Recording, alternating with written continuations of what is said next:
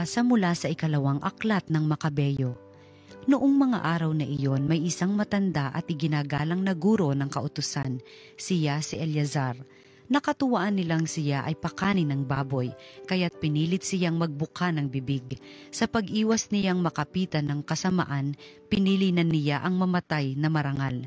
Kaya't ang pagkaing pilit na isinubo ay kanyang iniluwa. Pagkatapos, siya na ang kusang lumapit sa inihandang pagpaparusahan sa kanya. Ipinakita niya na dapat maglakas loob ang sino man na tumangging kumain ng pagkaing labag sa kautusan, kahit ito'y mga hulugan ng kanyang kamatayan. Ang mga napag-utusang magbigay kay Eleazar ng pagkaing labag sa kautusan ay dati na niyang mga kakilala, kaya't dahil sa pagmamalasakit nila kay Eleazar, kinausap nila siya ng lihim.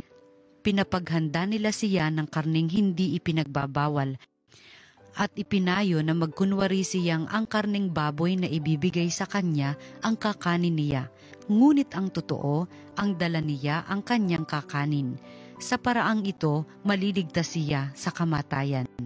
Subalit ang kagandahang loob na ito ay magalang niyang tinanggihan. Buo na ang kanyang pasya. Matanda na siya at maputi na ang kanyang buhok.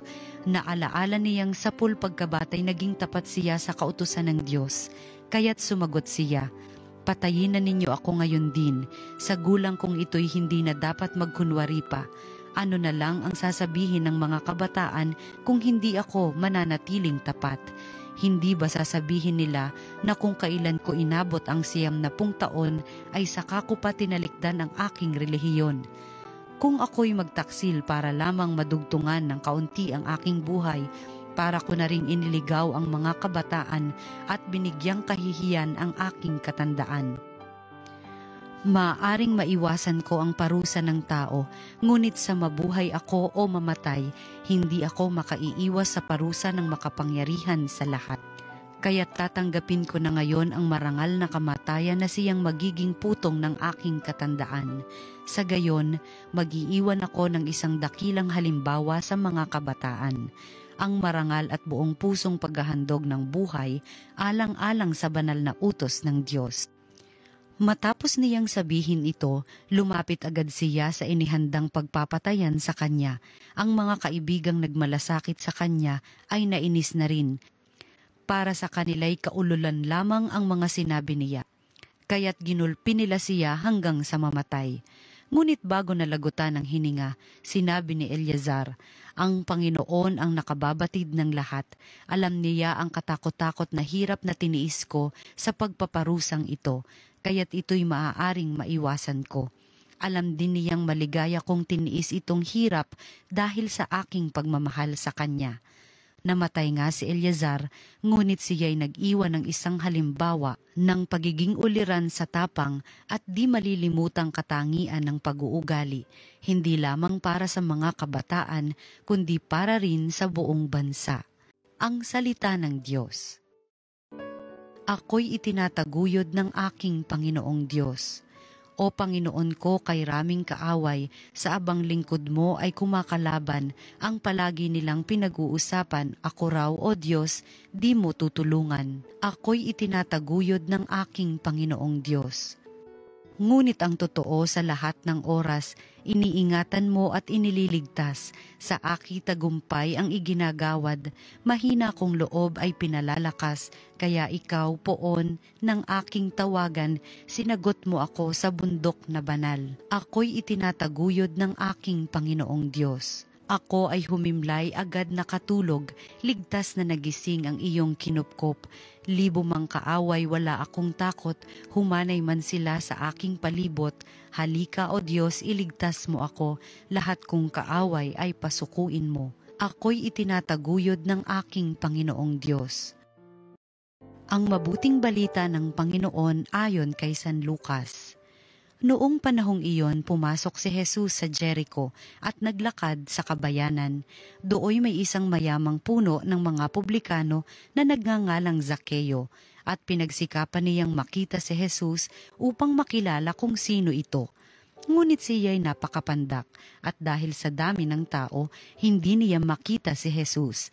Kaya't patakbo siyang nagpauna at umakyat sa isang puno ng sikomoro upang makita si Jesus na nagdaraan doon. Pagdating ni Jesus sa dakong iyon, siya'y tumingala at sinabi sa kanya, "Zakeo, bumaba ka agad, sapagkat kailangan kong tumuloy ngayon sa bahay mo." Nagmamadali siyang bumaba at tuwang-tuwang tinanggap si Jesus. Lahat ng nakakita nito ay nagbulong-bulungan.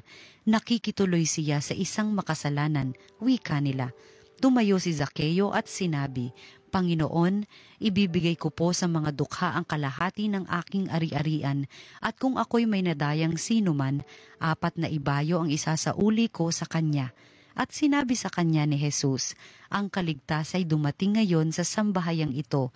Lipi rin ni Abraham ang taong ito, sapagkat naparito ang anak ng tao upang hanapin at iligtas ang naligaw." Ang mabuting balita ng Panginoon.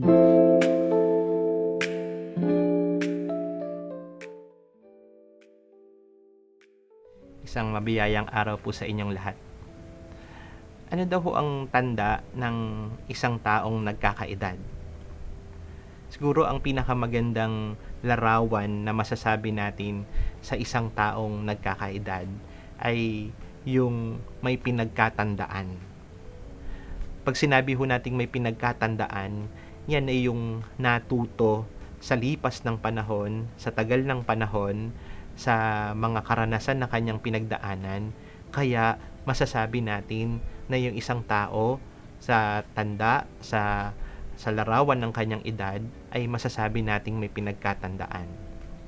Tanda na nagkakaroon ng edad, may pinagkakatandaan dahil may natatanda ang alaala, may natatanda ang aral, may natatanda ang karanasan na siyang kanyang pinaguhugutan upang makagawa ng tama, upang makagawa ng mabuti, upang mapili yung mga tamang desisyon, upang magkaroon o maibigay yung mga karunungan na kanyang natutunan sa lipas ng panahon.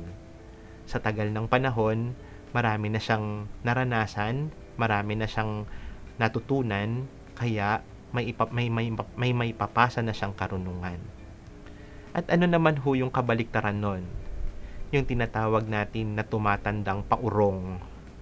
Dahil kapag sinabi nating tumatandang paurong, alam natin yun yung taong walang pinagkatandaan, na para bang na hindi natututo, hindi na nagagawa ang tama, walang karunungan, kundi gumagawa ng baluktot na pamamaraan, gumagawa ng mga kasinungalingan, gumagawa ng panloloko, nagiging tuso sa kanyang kapwa.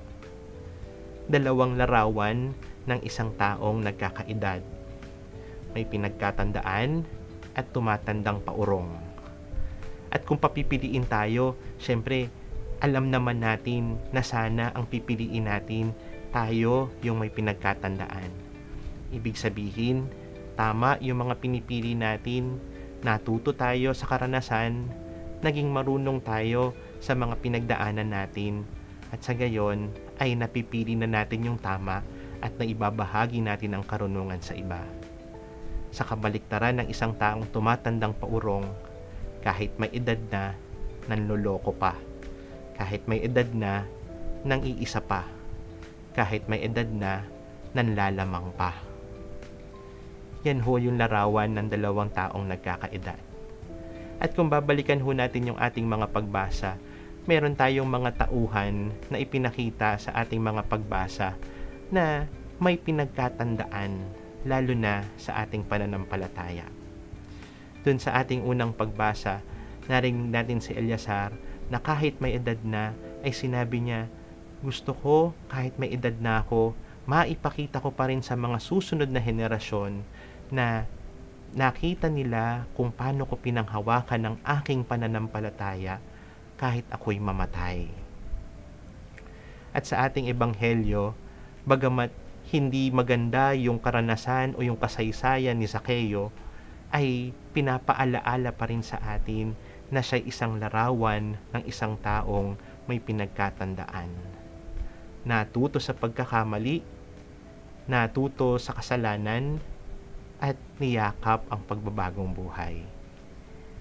Dalawang larawan ng taong may pinagkatandaan.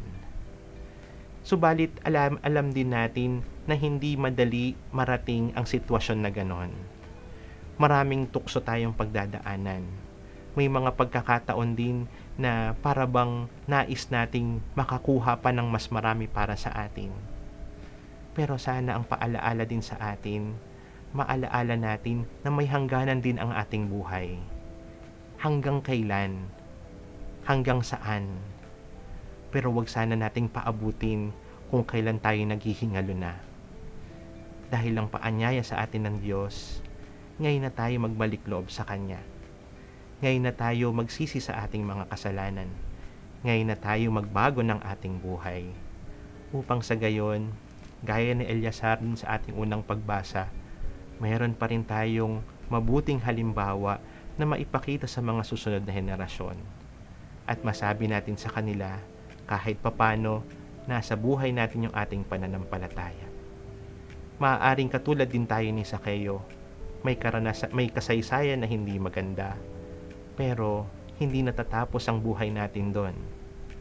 Patuloy pa rin tayong inaanyayahan ni Jesus na magbalik sa Kanya, upang sa gayon ay maibahagi din natin kung ano man yung hindi natin o mga bagay na naipagkait din natin sa iba, upang sa gayon ay mapakita at maibahagi din natin si Jesus na tinanggap natin sa ating buhay.